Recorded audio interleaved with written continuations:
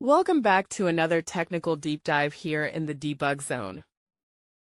Today we're tackling a big question and breaking it down with insights from other users.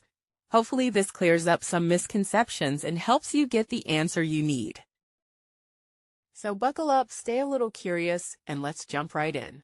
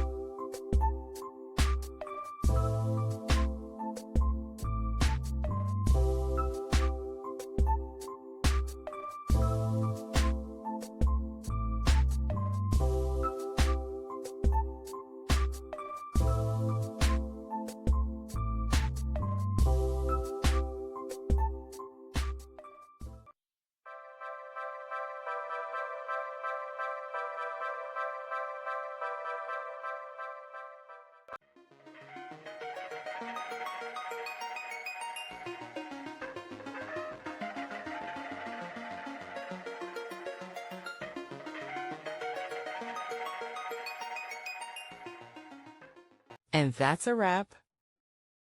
I hope you found the answer you were looking for. If you did, take a second to hit that subscribe button. It really helps out. And let me know in the comments which solution worked best for you. See you next time in the debug zone.